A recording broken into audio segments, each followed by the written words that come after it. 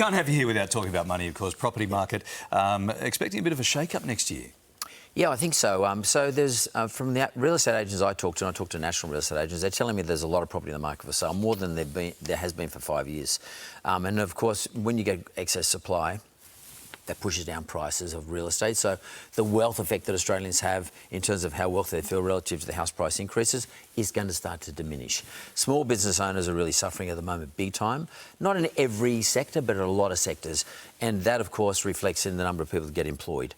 So if our unemployment number goes up, which I expect it will, from 4.1 to something like 4.5 or more, people are going to have less dough, less people employed, things just start to drop.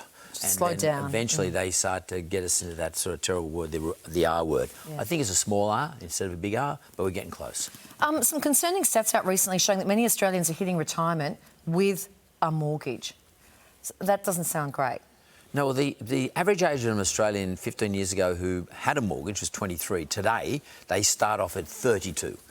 So we're getting a mortgage much later, we're getting married much later, we're having double incomes much later, we're having kids much later too as a result of that.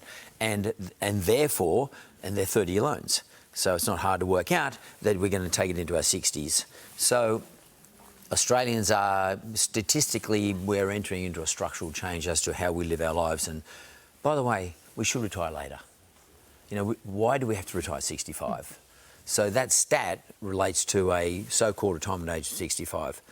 You know, Project 100 is actually showing me that perhaps we should work a much, much longer period.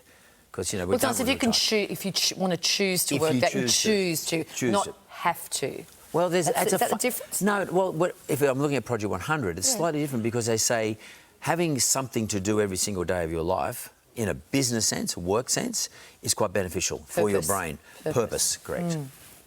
Mate, good to see you. We'll follow this right up until we turn 70 and then and you keep going, all right?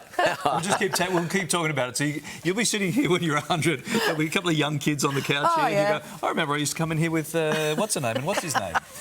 Good on you, mate. Thanks, guys. Always good to see you. Good luck with it.